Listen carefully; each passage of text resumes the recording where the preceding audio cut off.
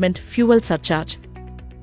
Regulatory കമ്മീഷനുകളുടെ പരിശോധനകൾക്ക് ശേഷം മാത്രം ഇന്ധന സർചാർജ് പിരിച്ചെടുക്കാൻ അനുവദിക്കുന്നത് കാലതാമസമുണ്ടാക്കുമെന്നും ആയത് വിതരണ കമ്പനികളുടെയും ഉത്പാദന കമ്പനികളുടെയും നിലനിൽപ്പിനെ തന്നെ ബാധിക്കും എന്നും കണ്ടെത്തിയ കേന്ദ്ര സർക്കാർ ഇതു സംബന്ധിച്ച ചട്ടങ്ങളിൽ ചില ഭേദഗതികൾ 2022 ഡിസംബറിൽ നടപ്പിലാക്കിയിരുന്നു. ഇതുപ്രകാരം അധികമുണ്ടായ ചെലവ് റെഗുലേറ്ററി കമ്മീഷന്റെ മുൻകൂർ അനുമതി കൂടാതെ തന്നെ നിശ്ചിത മാനദണ്ഡം അനുസരിച്ച് പിരിച്ചെടുക്കാൻ വിതരണ കമ്പനികളെ അനുവദിക്കുകയുണ്ടായി.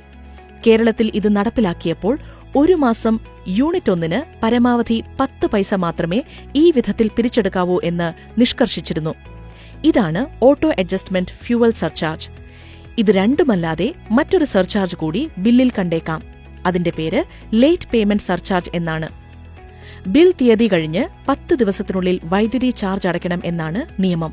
അങ്ങനെ അടയ്ക്കാത്ത പക്ഷം വൈകി പണമടച്ചതിനുള്ള സർചാർജ് തൊട്ടടുത്ത ബില്ലിൽ ഉൾപ്പെടുത്തി ഈടാക്കും.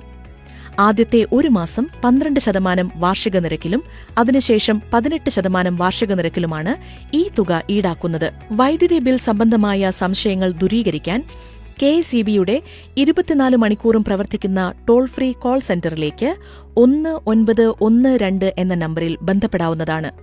ഔദ്യോഗിക വെബ്സൈറ്റായ KSEB.in-ലെ ബിൽ കാൽക്കുലേറ്റർ എന്ന ലിങ്കിൽ പ്രവേശിച്ച് സ്വയം പരിശോധിച്ച് ബോധ്യപ്പെടാനും കഴിയും.